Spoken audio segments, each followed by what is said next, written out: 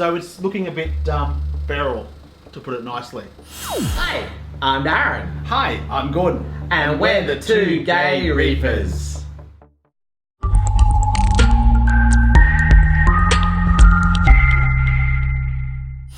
Hey Reefers, welcome to part 1 of rescuing the Red Sea Reaper again.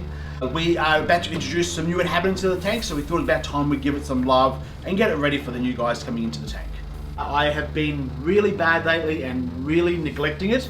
To be honest, I haven't done anything since I put the pipe work in, and that was well before Christmas.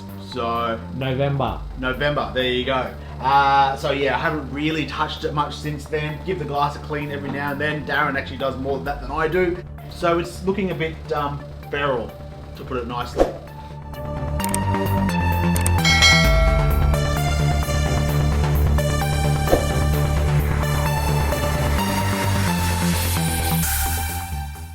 So the issues I have at the moment, I have this really horrible, ugly, long algae. It's like this long, some parts of it, which is not looking good. I've got some really horrible algae on the sand bed that's not looking good. And I'm starting to get a little bit of aptasia popping up here and there. So today we are going to address those issues. We're going to do a full, probably a 50% water change, maybe thereabouts.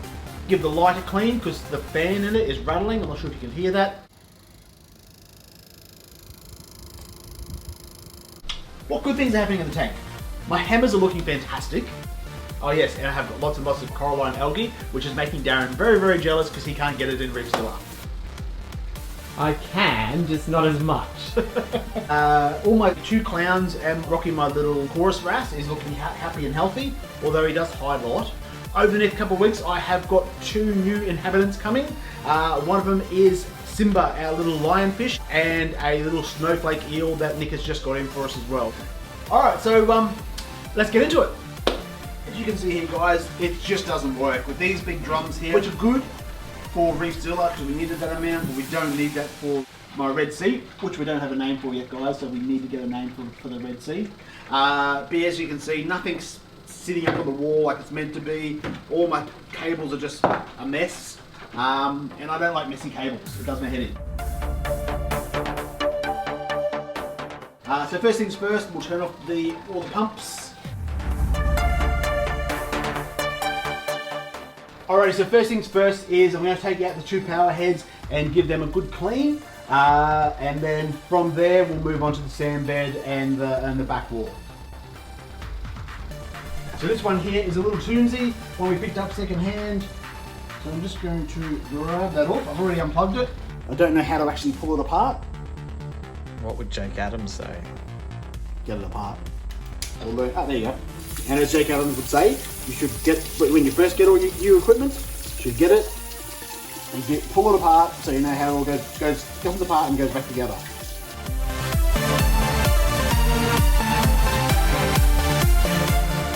Alright, I have actually cleaned this once or twice since I put the pipe work in.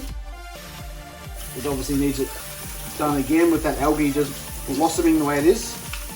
This is the anemone guard to stop our anemones from making their way into the wave maker and becoming mincemeat. 3D printed somewhere in the UK, wasn't it? Yep.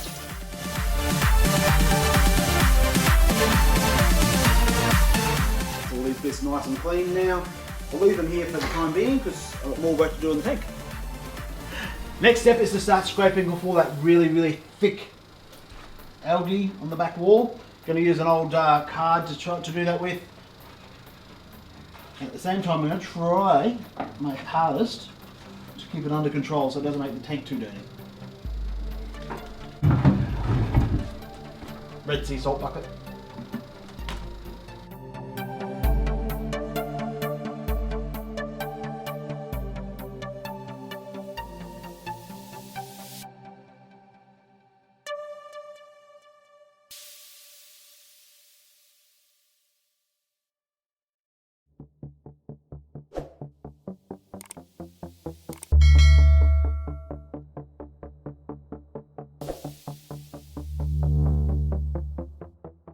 Just catching as much of the algae as I can with the net.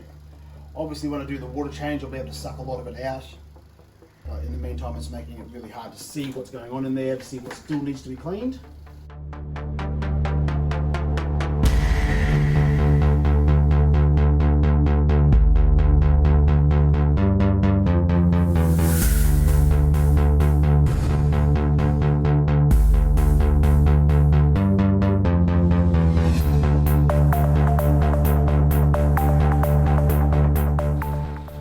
Alright guys, so I've done, I'd probably call that about 20% pulling the water out. I'm going to go down about to the 50% mark because I haven't done a water change for probably 4 weeks or so on this tank. I wouldn't have a clue where the parameters are. Wouldn't have a clue where the nitrates are, where the phosphates are, let alone the calcium, the and the magnesium. I haven't done a water test on this tank.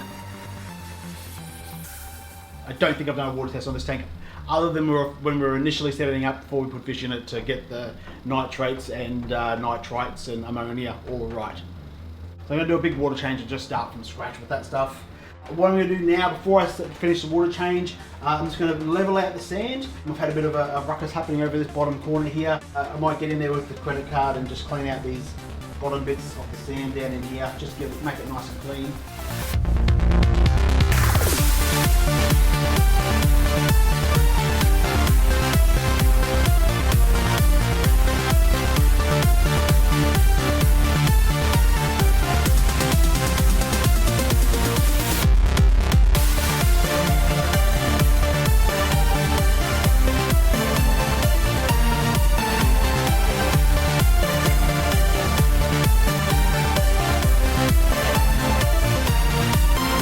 Alright guys, so next step, I've dropped down the water level to where I want to.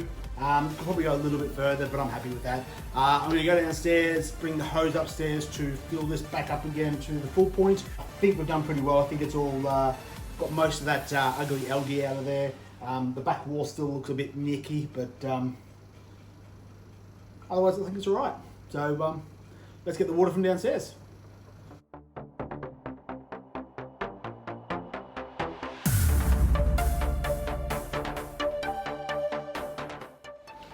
Alrighty, so we've got the water coming from downstairs, upstairs, using the old Laguna pump.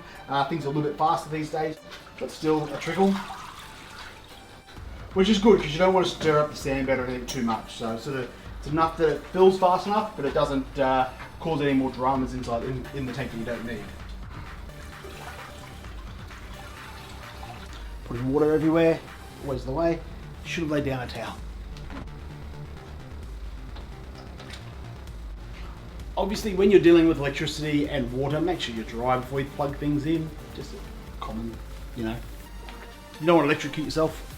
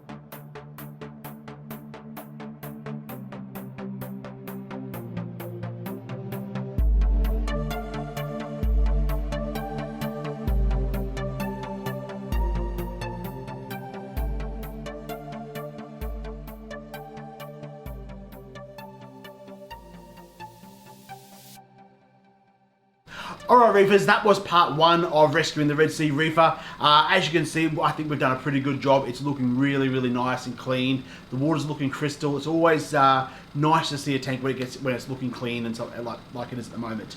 Obviously, manually removing the algae like we did today is definitely a good thing to be doing. It definitely helps. It definitely slows the growth of the algae down, but you've got to be doing it on a consistent basis. It's not going to stop the algae from regrowing. It's definitely not going to stop the tank from getting dirty again. So what we need to do is make sure I keep doing water tests at least once a week.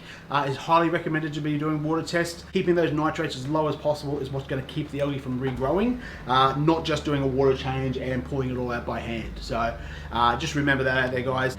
Look out for part two, which is where we're going to delve into the sump and make things in the cabinet a bit neater, a bit cleaner, and a bit easier to use. That'll be coming out over the next couple of weeks, as well as introducing our new Lionfish Simba into the tank. He's currently sitting at Nick's Aquarium, our sponsor. just make sure he's eating and being able to eat a variety of food properly before he gets introduced into our tank, or go through a quarantine process before he gets introduced into our tank. Our new snowflake eel has been ordered. He's in the shop now, and he's going through TTM process as we speak. So really excited to get these new fish into the tank. But for now, hope you've enjoyed today's video. If you have, don't forget to like, comment, and subscribe. Like, comment, and subscribe. Like, comment, and subscribe. And as always, be excellent to each other, and that's you. You keep doing this to me. Keep it salty, guys. Bye for now.